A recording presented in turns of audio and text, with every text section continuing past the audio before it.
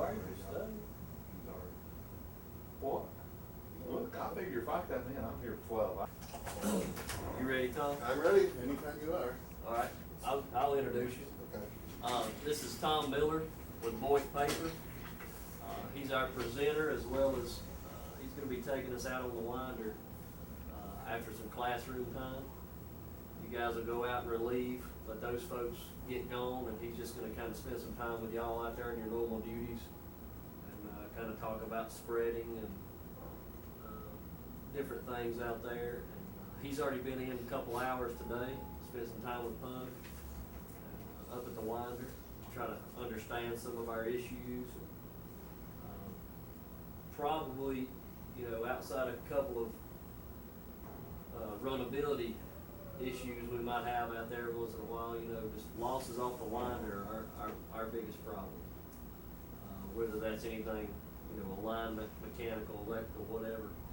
I wanted to kind of cover our basis, and you know, we've got some new faces and folks that are going to be setting up at different times, and just kind of get some basics of winding, and then take our problems, let Tom kind of, his being another set of eyes and his experience, kind of talk to us out on the job, and then, you know, through the 4 sessions, you know, he and I will be, he'll be leaving, and hopefully I'll have enough notes that I've got some things maybe to shoot for, not necessarily to drive y'all, but to drive, you know, anything that needs to be done, you know, the upcoming outage that we have. You know, we've got the 4 days in September that we're looking to do the unwind alignment, which I think will help a lot. And I told him that the last 2 outages, Oasis alignment's been here with the laser type alignment stuff, so I think we're getting better. But, you know, I think this is one of our problem spots that we need to improve on. So Tom's gonna, you know, we allotted 2 hours. We'll be in here a little while, you know, catch a break, of course, because Bonnie will have to get some coffee, smoke a cigarette real quick, and get back in here so we can go relieve those guys and keep things rolling. So with that, and you know, obviously it's good that we kind of got a small group.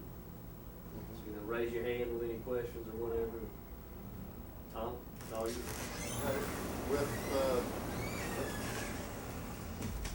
With that, I want to make this real informal. I want you to walk away with something that you can use on the job.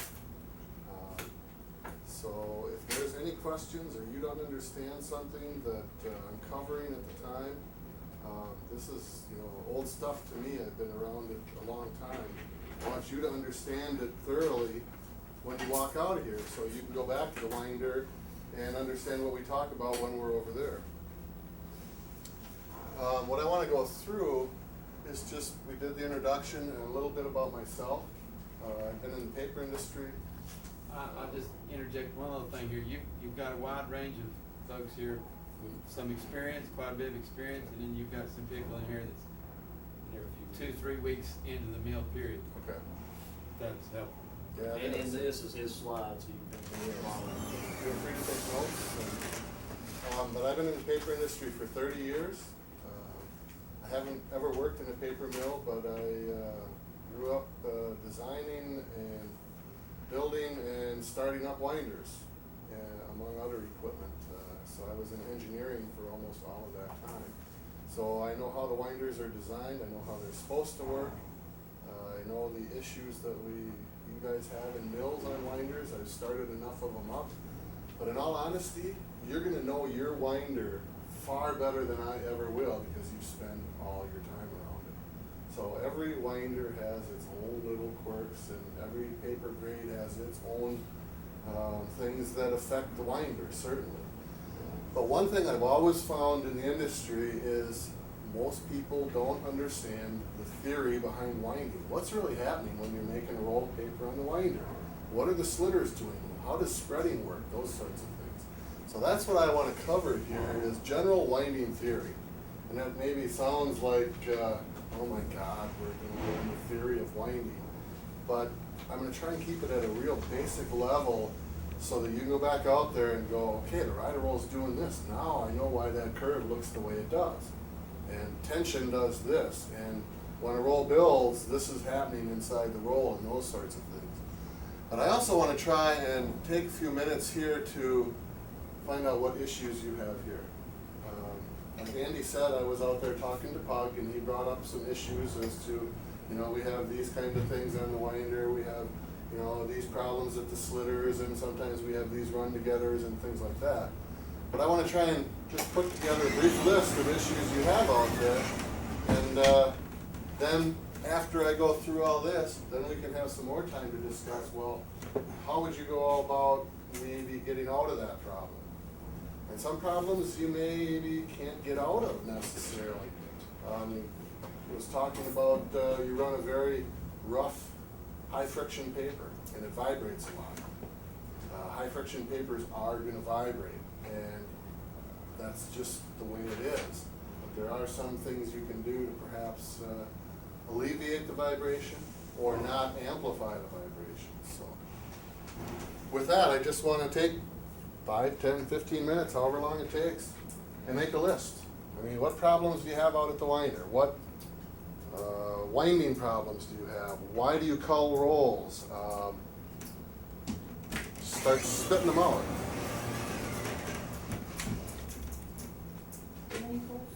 Wrinkles?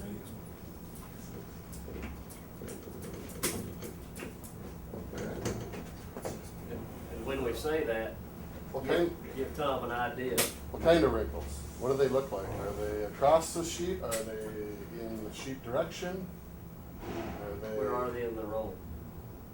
A lot of times right on the core. right at the core? Okay. Most of it's cross wrinkles across the sheet.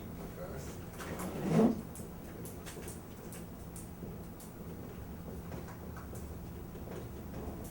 What else?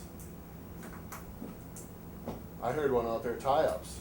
You get tie-ups.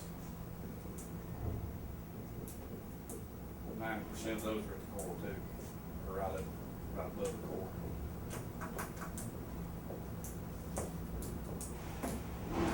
Okay. What else? To go winder crew. If you were to look at our broke reasons by month, it's wrinkles and stuff. Those are the big ones, huh? Yeah. I saw one out there that the trim was in the roll. I don't know if that happens very often, but I know in some mills it happens quite often. I've seen it happen a couple of times this week, actually. Because we're running such a short decal of actual paper, and you got a little bit. Trim of was cream. only that wide that went into the roll. We get a lot of Half time to inch, top right? the roll too. Like after it starts slowing down, I guess, they'll tie up. Loose tension. So if we have enough diameter, you know, folks out there, they're able to, you know, but still you gotta take the time, trim it down. Okay. We've been having a lot lately, over the last, year and a half, baggy edge. Okay. We never used to have that on these winders. You know what a baggy edge is? I do. Hard edges? Or just loose flopping edges? Profile looks good off the machine, but then when it gets to the winder, it's Really? bag somehow. That's one thing that I know paper makers don't like to hear, is that you can't make paper at the winder. And where you do make paper definitely has an impact at the winder. But a winder should also be able to process paper that is, you know, slightly off of what maybe perfection is. But if you have way off, now a winder may or may not be able to process that, depending on the characteristics of the paper. For example, linerboard, it's a whole lot easier to run than vellum, for example. So if your caliper isn't looking real good on linerboard, so what? But if it's not looking good on a vellum grade or newsprint or something like that, you can have all sorts of troubles at the winder because of those things that happen upstream. So you know, you said caliper coming off looked good on the paper machine. That's the first place I would have wanted to look. But at the winder, we have baggy edges. Well, maybe there's something there that, a setting on one of the spreaders perhaps. But Tom, just so you know, I would say after our last outage, we changed the calendar stacks, that's improved. I don't see the ridges that we were seeing. Not like it was. The winder's been running better. What we're getting into is the age of the counter stacks that were just in there that we ran for 6 months. So I've been over here a little bit, going on 20 months, okay? And what 20 machine normally does is they'll run a set of stacks for 6 months, change them out. Okay, we're gonna have to be more, because what we've learned is we had to shim the last set of calendar stacks. Okay, so your chill on that roll has gotten to a point, Sure. the hardness has gotten to a point that you're at the minimum. So you either need to replace the roll altogether. They've got some kind of temporary garbage that's gonna cost you almost as much, but that's what, we've seen recently. We changed those stacks, some of the baggy edge and that other garbage is right now gone. And they've already ground those other ones, they're sending me a report back about the hardness and the chill depth and things like that, because we actually had to put a shim, 3/8 inch shim on the set we just took out to even get them to load right. Okay. So the you can tell by diameter is- looking at the reel itself while it's lining up, that, hey, this is a better produced reel versus what you were dealing with. Definitely. Anything else that really comes to mind from these? A lot of these, almost every one of them, there are tools on the winder that can help those. You just have to know what they are or what combination of tools that you need to use.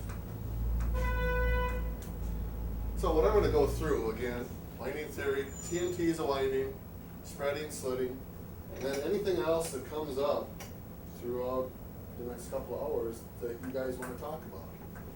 And then we're gonna kinda go back through those same things out at the winder so that you can see how to put it into action in real life, not just theory, so. And again, remember, just shout out if you got questions as I'm going through this. TNT is a winding. Does anybody know what TNT stands for, first of all? Has anybody ever heard that term before? Tension, nip, and torque. Yep. Tension, nip, and torque. Those are the three elements in winding that you have real control over. But here's all the things you may not have control over in winding. I mean, these are all the variables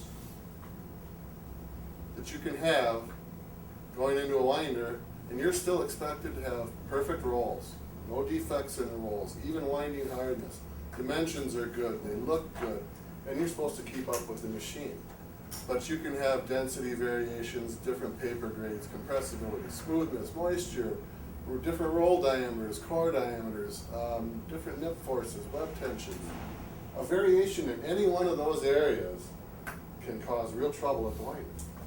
So winder is definitely challenged by all of the different variations it can see in any one of those areas. What does a good roll look like? Probably never really thought about it. Yep, good smooth edges. Just looks good, sounds good. But when you get down to it, a good roll is something that when it goes to the converter, it runs well on their machine. That's a good roll. But when you get to the technical side of things, you want it hard and then slowly decreasing or at level hardness until you get down to the end. And it's always gonna get softer at the end because it just can't maintain that tightness. But that's what you want, is hard and then slowly decrease. If you don't have a hardness shape like this to your roll, you can cause defects by that as well. If you have a soft center and a hard outside, that's not good either. If you have a real hard center and a soft outside, that won't process well either. So just keep that in mind as we go through this whole thing. So what are the TNTs? Tension, nip, and torque. What does it really mean? Or torque, nip, and tension? Torque. Torque is the force that the drums put into that winding roll as the paper is being wound. You can picture it as if you're pulling tighter on the sheet as the roll is being processed with one drum or the other. Front drum, if it pulls tighter around the outside of a roll, what's gonna happen? You're trying to pull that sheet nice and tight. So that's the torque aspect. The nip. Nip is where the roll's sitting on the drums. Anytime you have a winding paper roll touch another roll, whether it be the drum, front drum, rear drum, or rider roll, you have a nip. And that nip causes the structure of the roll to be formed probably as the strongest element of almost anything in the winder, is that nip action. And then tension, that's how hard you pull on the web. You can have real high tension going through the winder, you can have low tension. If you have low tension, you can't run it because the web won't track. If you have real high tension, you might have higher web breaks, things like that. So torque, nip, and tension, you all have control of that in the winder, control of all of those. And any variation in any one of those is going to make a change to the roll structure.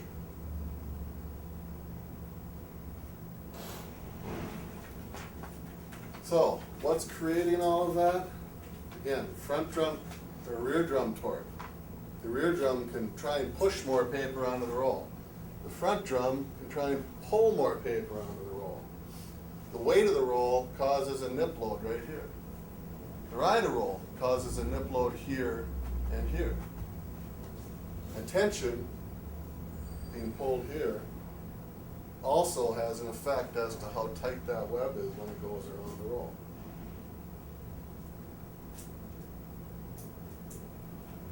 So, like I said, remember how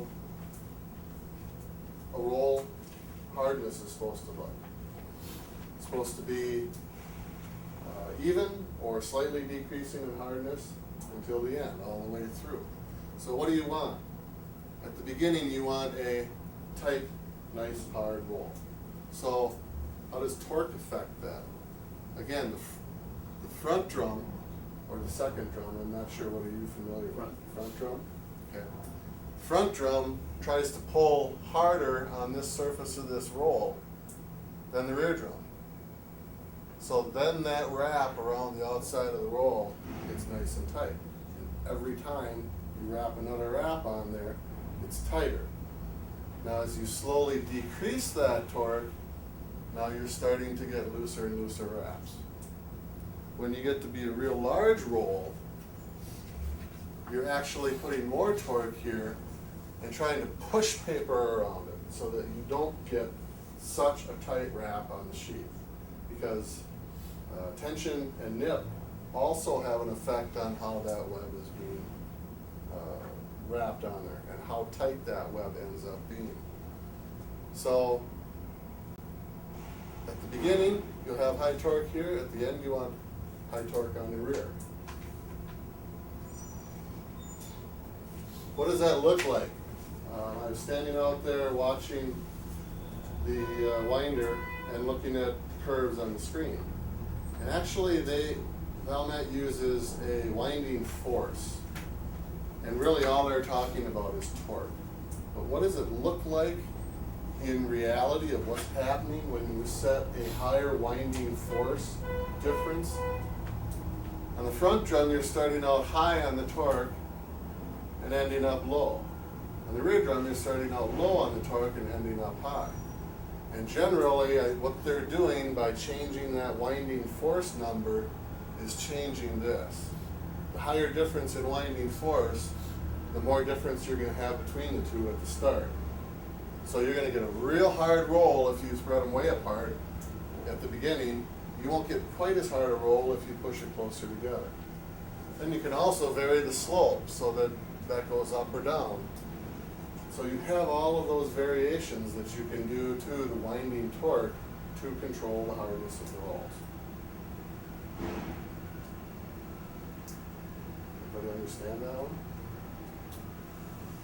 You're running the vellum sheet, like you were talking about a while ago, if you're running the vellum sheet, and the difficulty of running vellum sometimes, the issues you run into, is it better to start off harder? I mean, if you're running what you normally do and things aren't working right, would it help to increase that torque? It can. Or is it more than it? A lot of it depends on the various characteristics of the paper. And something that you can do is create recipes. And really, in a lot of cases, it's trial and error as to what works best for what particular grade. Because there's, like I showed in one of the first slides, all the variables that you have.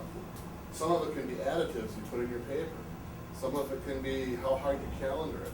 Some of it can be the raw stock that you're using to make the paper. So it's hard to give you one magic answer to that. Yes, harden it up. If your vibration gets worse, go the other way. That's about the best that I can give you, and find what works the best for that particular grade, and then stick with that recipe. Okay, we know this tension works, we know this rider roll curve works, and we know these torque variations work best for this grade. And then publish that recipe and let all the crews use it. Well, we have recipes that were built into the winder when we got it. Yep. And I was on the winder when they first put them in, and we put the recipe in, whatever grade we were running. We never touched drum force, torque. We never touched anything.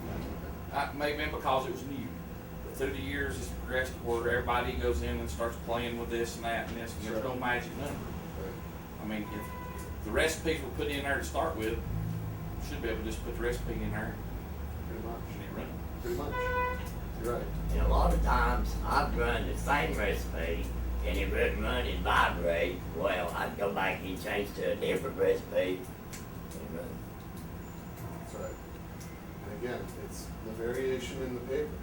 It's the different additives, it's the calorie, it's the grade structure, it's all of those things where that's why these tools are there to allow you to create these different recipes or to tweak things. If it vibrates a little here and you know that making it a little harder at the beginning works, let's do that. So that's what's happening in the drums. Okay, but that's just one element. That's just the torque element. You have two more elements that you can put together on this. Okay? This is probably the most powerful part of what's happening in a roll. And it's the nip. And it's something you don't have a lot of control over, in all honesty. So you have to use the torque and the tension, but you do have rider roll loading that you can control as well. So what happens in a nip? Okay? Obviously you have some force that penetrates into the roll some distance just due to roll weight. Now if you got a roll this big, there's just not a lot of weight there. If you got a roll this big, there's a lot of weight sitting on that little area on those drums. Now, this actually works. I was going to grab a roll of toilet paper and I forgot, but it actually works and you can try it if you want. If you take a stack of paper or a roll of toilet paper and draw a line on it, and just roll it on the table once, you will see that line move. Okay? Or you put a roller on a stack of paper, and you see that line move. What that is it's called interlayer movement, where each sheet moves along the sheet that's next to it. And it's called a J-line movement is what it is. Certain papers have a very high J-line movement, other papers have a very low J-line movement. I would guess that the one that you have that vibrates has a very low J-line movement because there's a high friction between the layers. But what that does, when you put that whole thing into a roll, you have that J-line movement in there, but what's that doing? If you have layers that are moving in that direction every time you wrap the roll, what's it doing? It's the same thing that torque is doing, it's tightening it up. So the more weight that you have on that roll, if everything else stays the same, that roll is going to get tighter and tighter and harder and harder. To the point where on certain grades it actually has defects inside the roll, called bursts and called crepe wrinkles. I don't know if you've heard of them, probably not on your grades, but now that J-line is only to a certain depth it happens. Once you get past a certain depth, the nip doesn't affect it anymore. Once you're past, and it varies with various grades. So what you've got in that area is what you've got. I mean, it's as hard as it's going to be, even though it's passing a nip again. But every layer you put on there, that roll, maybe that deep in, tightens up a little bit more, and a little bit more, and a little bit more, and the weight continues to grow.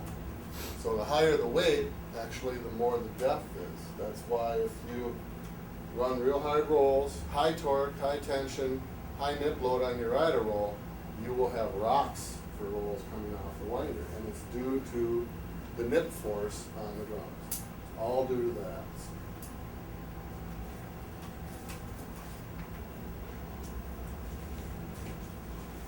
So, like I said, it depends on the following variables: your web tension, the nip force, the torque that you have in there, and is it steel drums? There's soft drums out there these days as well. There's even a belt type winder, and there are things called single drum winders. All of those things are out there to minimize that nip effect and try and control it. But also, drum and rider roll diameter, number of nips. Every time it goes by a nip, remember, it's going to have that effect. You've got 3 nips in that winder out there. And then the paper grades definitely have an effect. How elastic they are, or how thick they are, or how much friction they have, those sorts of things. So, what's the rider roll doing during this whole time? Okay, that's the third part of the element of nip. In this case, this is rider roll load. Again, picture it, this is a heavy load up here. We're starting out a little bit low, and you'll actually see the curve looks like this out on the screen out there. I was looking at that. You start out a little bit low because you're in the drums, and it's actually a wedge effect. So you do get some wedging of the core when, in the roll when it's real small. But then once that roll comes out on top of the drums, you don't have that wedge effect anymore, so you want to raise the rider roll load, but now you're starting to build roll weight. So now you're getting more nip effect. So then you want to start lightening up the rider roll load. So what are you really trying to do there? You're trying to keep that roll, or that nip load, the same all the way across. So that you have a constant nip load, you'll have a constant wound in tension throughout the whole wind of the roll. But you get to a certain point where you just can't do it anymore. You get to a certain point where the roll is built so much, you're completely relieved here. Now the weight of the roll actually takes over, and you start to build nip effect, or wound in tension. Okay. So the rider roll is trying to make that nip load the same through the whole wind. Well, now, I've had that problem. I thought board, you build a big roll up, and you get up there and look at it, building up. On the back, the rider roll sitting down on the roll. On the front, it'd be a high off the road. I mean, you can stick your finger under the rider roll. I mean, Normally, it's a caliper issue. But if you think about it, how many wraps are in a roll? Thousands. How many layers are in that roll? A lot. If you are just a hair different in caliper in that area, and all of a sudden you got 1,000 wraps on that roll, well, pretty soon you can be that much off and that much difference in diameter. But again, you don't have the benefit of the rider roll loading to create that constant nip effect when you've got that. And again, that's something that a winder can't necessarily fix. You might be able to help it by maybe backing off on your torques a little bit, because then you're not tightening that roll up so much. But really, there's not a lot that you can do about it. But just on again, your back end. you're right.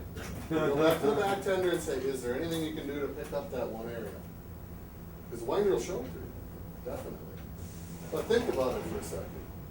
If you've only got one roll in the middle that the rider roll's loading on, now you've got full load of the rider roll on that one roll, and no load on any of the others. What's your roll structure going to be like for that one roll in the middle?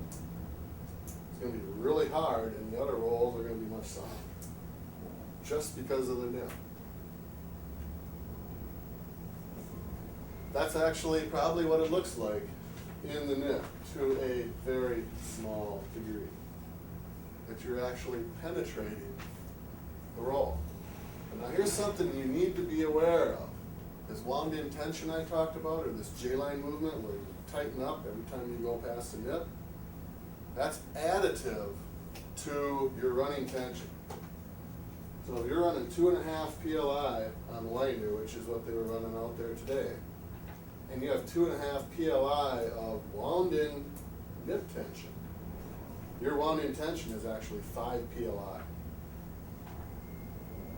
They are additive. So you need to be cautious about using tension to make harder rolls. Because yeah, you'll definitely make harder rolls, but you can also create some defects. So that's the one thing you need to be aware of, and that's what this shows. This is your ingoing tension, and you add nip-induced tension to it, and it's double, or it's additive regardless. Definition of tension. Stresses or forces which pull on the web. Basically, you're pulling on the web to make it lay flat and run through the winder. But when you think about tension, I'll bet you think about tension from the unwind and in machine direction tension. But there is also cross machine direction tension. Can anybody think of where cross machine direction tension would come from? Exactly. Okay. So when you talk tension, most people are talking machine direction. And on a winder, that's a real important thing. But you should also think about cross machine direction tension, because wrinkles can be caused by not enough cross machine direction tension. Some facts about tension. What does it do? Well, it stabilizes the web as it goes through the winder. Without tension, how would you run it? Couldn't do it. Excessively high tension, you can get web breaks. You can actually damage the web if you're running perhaps stretchy webs.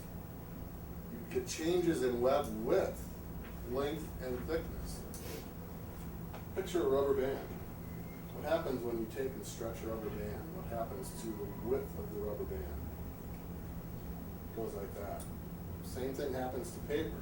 You don't see it, and some grades are much more predominant than others in doing that, but every grade to some extent does that. Remember that fact alone when I get into the spreading area, because it will help your spreading. Lay flat and cause curl. Okay, you can, if you ever see somebody running real high tension, you might see in the machine direction, you might see the web that looks like this. It's because they're pulling on it so tight. Looking for a piece of paper. Pull on it so tight, pretty soon you have ridges in the paper. If you let it go again, now it kind of lays flat again. Increased wound in tension. Excessively low tension, can't control the web.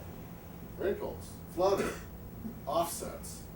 And I did notice some offsets out there which I think are coming from the rounding in the drives, where there's an offset, the tension fluctuates and the web wants to wander. So stable tension running through the winder is important to avoiding offsets and even in some cases tie-ups. Okay. My guess is 90% of the core at the core tie-ups is probably due to lack of tension right down at the core when you're first starting to wind. So your start tension. So you have no start tension. My guess is the drives don't bring the tension up quick enough to avoid the web wanting to wander around.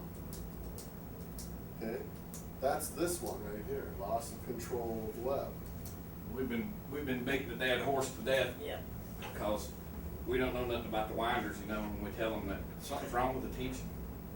But I can show you on the screen. If you watch the winder as it ramps up in speed. By the way, they've all been invited to come The speed ramp looks something like that. Actually, this is probably a little sharper. It goes like that. Right here can see tension doing this. Yep. And you can actually walk out there and look at the side of the roll, and about this far from the core, you'll see a little offset. And it's from that tension, that little tension blip. My guess is right down in here, tension's doing something like that. And that's where you're getting this tie up from, at the core, where you don't have tension at the core yet. And the webs will wander together, and all it takes on a sheet like yours is maybe a few wraps, and those rolls are tied together. So would you think that when you have that increase in tension, that if it was further back, you may lessen that effect? Is that what you're saying? When you say it's not, You mean the effect it's at the not core? bringing tension up quick enough?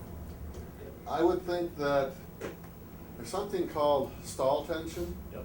and I'm not sure how this winder is set up, and we can talk more at length about that. We've been playing with it sometime, quite a but bit. you want the tension before you even start winding to be up to a certain level. We've kind of been using the number of 20 out there. We'll find ourselves sometimes at 18. 20% of set point, probably. Yeah. Okay, something like that. Sounds a bit low. I would maybe go 30% of set point, especially since you're only running 2.5 PLI, at least on the grade I saw. I mean, 30% of that is only 3/4 of a PLI. It's not a lot. That may be something you look at when you. It's something that you could look at. It's something that you can actually have a drives person. I don't think it's ever been over 25, ever. It's something that you could have a drives guy come in and actually chart,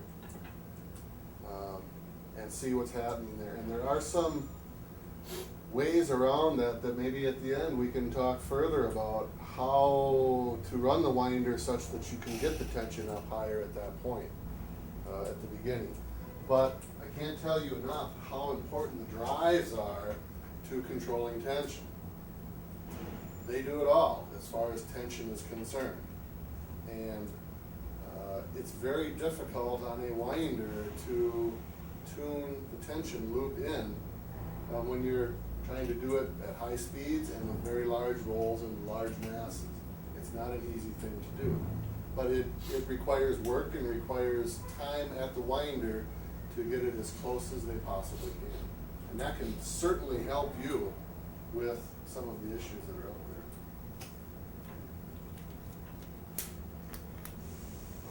By the way, Tom, we use Rockland. Okay. And beware, if you have a guy that comes in that has been in a steel mill, trying to tune in tension on steel rolling machines, and he comes in and tries to do it on paper, be real wary. You need somebody who has paper mill experience, and I would request them directly that I want someone with paper mill experience, because it's really, really difficult to tune a winder in real well that way. Seems like this, we actually had a different gentleman in this last time. Made some adjustments a couple months ago. He seemed, not that I'd ever met any of the other ones, but, talking with our electrical group, he seemed to know more about paper winders than the other ones. All right. Now, facts about machine direction tension. Let's see, I did cover some of these earlier. Running tension is additive. But tension affects how much air is pumped between the web and the roller, which can cause a loss of traction or carries it into the winding roll, causing roll defects. Do you have any wound-in air problems that you're aware of? It didn't look like it to me from what I could see, but you can have a lot of air carried with certain webs, especially webs that are high friction, rough surface type webs, those sorts of things. Pump a lot of air, and you might see the web wander in certain areas in the winder. Also, just because you have it set at 2.5 PLI on the screen doesn't mean that's what you really have in the winder. Because every time it passes over a roll that's not driven, that web has to drive it. So it's going to increase the tension in that web a little bit. didn't notice if the spreader roll was driven or not. I think it was, but I'm not sure. Again, also, the characteristics of the web will affect what tension and how tension affects the web itself. This is an interesting one. If you increase machine direction tension, it can assist in slit separation. Okay, you need to be careful with that one. But picture the rubber band again. If you stretch that rubber band, it gets narrower. If you had a whole bunch of rubber bands next to each other and you stretch them, what happens? The gap opens up between them.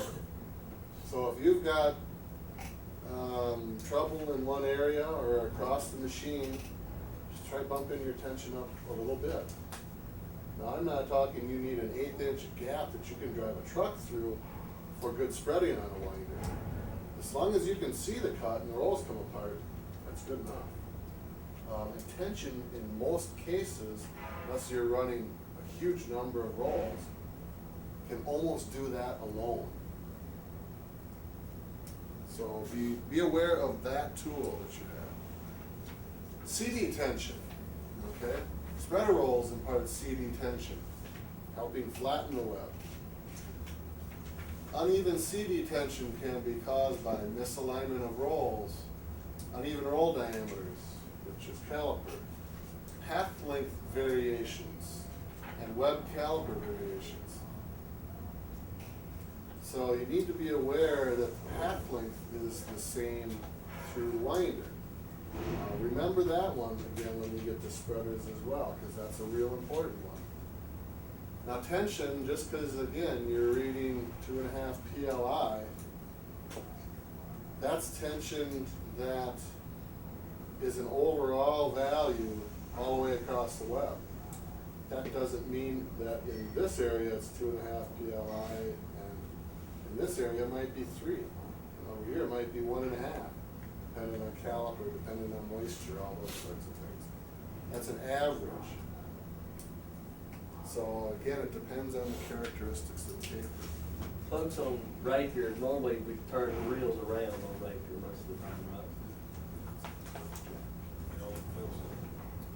To your point of moisture, 'cause we've been battling things, you know, on the wet end as far as in the breast section with age of rolls and getting those changed out and how things are doctored off, which affect our moisture profile. And for a little while, you know, that front middle, if you turn it around, kind of puts it in that area that I was showing. Now, some good rules of thumb about tension. My rule of thumb is turn the tension down as low as you can until the winder doesn't run anymore, and then turn it back up just a little bit. It's a good rule of thumb. You don't need to run a lot of tension on a winder. And that's what this is saying. If you want to get technical about it, how much force does it take to break the web? I'm sure you probably have a lab where you test sheets and things. You might know what those values are. Take somewhere in 10 to 25% of that force and use that as your set point tension. Again, I'd like to say, turn it down until it doesn't run, and then turn it back up just a little bit more. So you try to calculate that based on MD tensile? Yep, exactly. You can. That's the technical way to approach it, but that's just a good guideline. Here's the other one that I seem to see out there that perhaps you need to take a look at is tension accuracy should be around 5% of set point during steady state, 10% during transitions. Only a drives guy can tell you how close he really is. Unfortunately, the graphs that you see on the screen out there, they can be made to look virtually perfect if you really want. All the real detail of the curves is taken away to make it look as a general average of what it is. This is probably the minimums that you should shoot for when you're tuning the drives up. And again, here's the one I said, run with as low a tension level as possible. Because that gives you additional tools to, hey, my spreading is not quite enough, let's just bump the tension up a little bit. Question? I guess so running lowest tension as possible, it improves roll structure? It doesn't necessarily improve roll structure, but it allows you a wider range with the other tools that you have, the rider roll curves and the torques. Because if you run real high tension, if you think about what's happening, let's say you ran 3 or 4 PLI, just because you didn't like how it ran at 2.5. You gotta remember that you have that wound-in tension component as well. Now, when the roll gets really, really big, you're gonna have a huge amount of wound-in tension just due to the weight of the roll. And your rider roll is already completely relieved. You're pushing as much torque as you can with the rear drum. The only other tool you have left is tension to try and soften that roll up so it's the same hardness as further inside the roll. Okay? So that's why I say try and run with a lower tension, or even there's things that they call taper tension, where you can have it higher in the beginning, and then as the roll gets to a certain size, you can start to taper the tension off slightly, and that'll help soften the roll up as well. It's not as common as it used to. It used to be on older winders because they didn't have the sophisticated drives they do now that control torque. But that's a good rule of thumb, unless you like making rocks. And some mills and some converters like a really good hard roll because they're easy to handle with the fork trucks, they don't crush, things like that, but there are also downsides to them. Like I said, on certain grades, you can get defects inside the roll that you can't even see until it gets to the converter. Well, Tom, your point about 10% during transitions, that's transitions in speed through the curve? Yes, that's exactly right. That's during this time right here. Tension shouldn't be any more than 10% of set point, which isn't a lot. If you think about it, on 2.5 PLI, that's only 1/4 of a PLI. That's not a lot.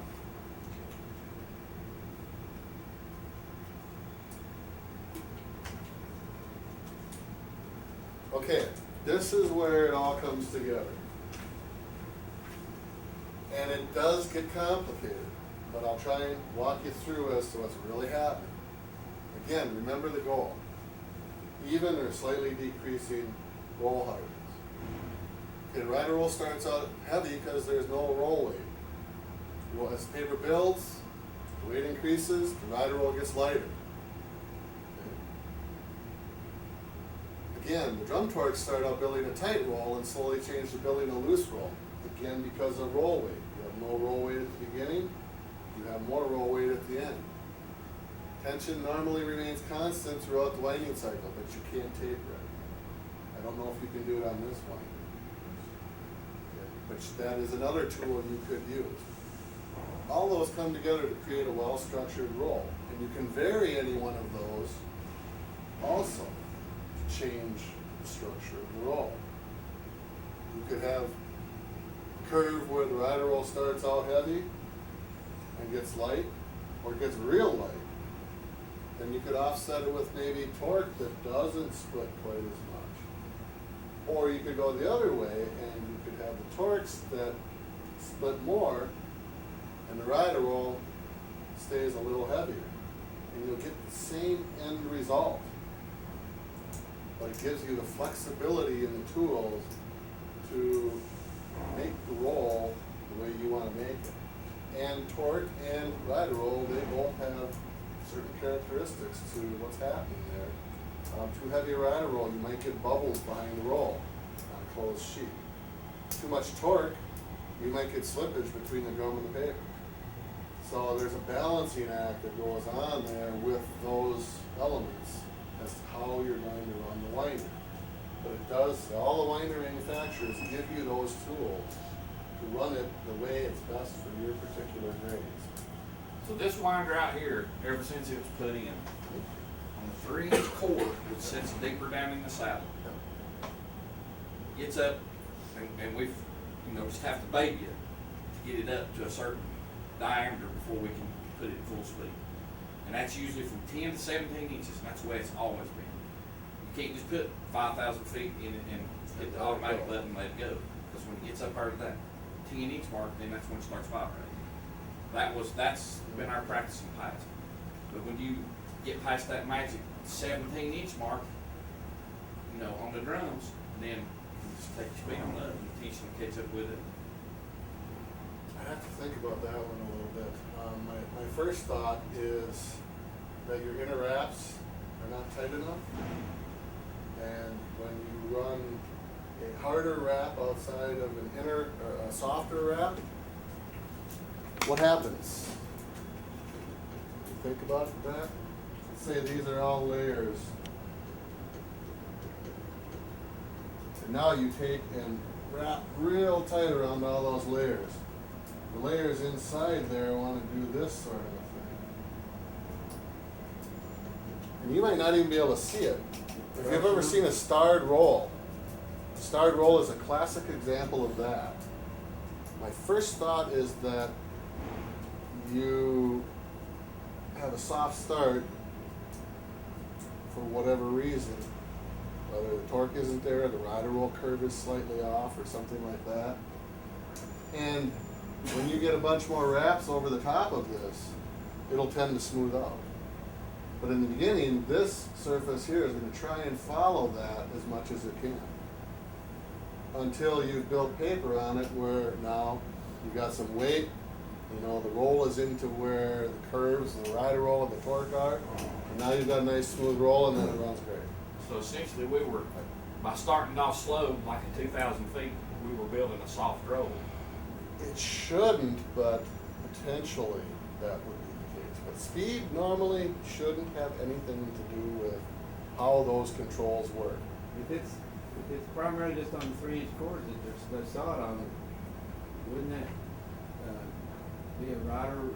That would be my roll, first thought. Need a little bit more pressure on that rider roll on the 3-inch cord than what they've been having? That would have been my first thought, is check the rider roll loading curves. Yeah.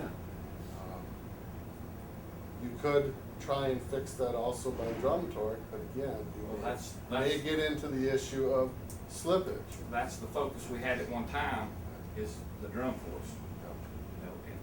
And if that didn't work, where's the next place to go? Rider roll. That's the only other place to go, actually. And that's what I would think, is that you would have a little heavier rider roll, because you don't have the nip load, creating a nice tight wind. So you need to put nip load on there. Okay, now that, I'm not going to guarantee that that is going to fix that problem, but that would be my suspicion. And now you at least have some knowledge of the tools where, okay, you know, the torque didn't fix it, well, let's try this. We've had numerous times Now again, also, low tension could do that. to where when we were on W or Vellum, put 6,000 feet a minute in, hit the automatic button, when it starts up, it gets to that magic point there in the winder coming out of the saddle to where it would vibrate so bad that the rolls would actually jump out of the winder. We broke chucks on both ends. Now vellum is a high friction grade, I assume. Okay. And if you think about what happens in a roll where the layers don't move next to each other, that wound-in tension, in a lot of cases, a high friction grade, you don't get that movement, and they call it blocking. And that blocking actually creates a roll that has, how do I explain it, almost an infinite number of sides to it, instead of tightening it up and making it purely round. Or it lets go all of a sudden. That's where you get vibration. One of those two things. And vibration on high friction grades is something you need to learn to live with. It's going to be there. But you can use, again, these tools to try and reduce the vibration. And generally it's going to happen at certain diameters as well, for various reasons. But by making maybe a little harder roll, or a little softer roll, actually, with a high vibration type grade, you can help those sorts of things. Again, reduce the net force, so you don't have it trying to make so much wound-in tension. Make a little softer roll, the vibration may go away. Okay, this is a real complicated slide, but it is basically all of the ones before put together. Again, front drum at the beginning, trying to tighten up that roll and make it nice and hard. Rear drum, kind of holding back. Rider roll curve, starting lower because you're in that valley, in that pocket, but then getting heavier because you're growing out of the pocket, but then lightening up as the roll weight gets larger and larger. That's all that it does. May look complicated, but that's really what's happening with the winding. And it's all to make this green line nice and level, or slightly lower like that. That's the TNTs of winding. That's why winders are designed the way they are. That's why winders have the control systems that they have on them. That's why you have single drum winders for certain grades, because of the nip effect, because you just can't run that paper on a 2-drum one. So questions, things you're not clear on, because this is, I'll tell you now, you'll walk out of here and you'll go, oh my God. Man, don't feel bad. I mean, it took me years to truly understand what's happening when all of these come together, because they're all variables. You can change each one to get the same effect. But changing one might be better than changing the other because of the consequences of what happens when you change the other ones. Questions? If you're trying to work through a problem, you might, vibration, whatever the problem is, you're saying it's probably better to try to just make an adjustment to one of the 3 factors instead of like going to a whole different recipe and changing everything? Absolutely. Yeah. Absolutely. One of the worst things that you can do is change 3-4 things at a time, or 2 things at a time. Because if you fix the problem, you don't know what did it. And it may require changing 2 or 3 things to get the problem fixed. But by changing one at a time, you can at least see the results of that change and know what caused that type of change. And let's say you have, for example, a starring problem. Okay. Well, maybe you need to run a little higher tension because they get a little higher torque or a little higher hardness. But you could increase the rider roll. You get a little higher hardness also at the beginning, which is really where you want it to get rid of starring. Or you could run higher torques as well, or a combination of all 3. Instead of taking torque that much up, take torque up this much, and rider roll up that much, and tension up that much. Small incremental changes instead of taking one parameter and changing it all the way. But you have the ability to do that with the parameters that are in there. But yes, I suggest one thing at a time. Because how do you know what fixed the problem?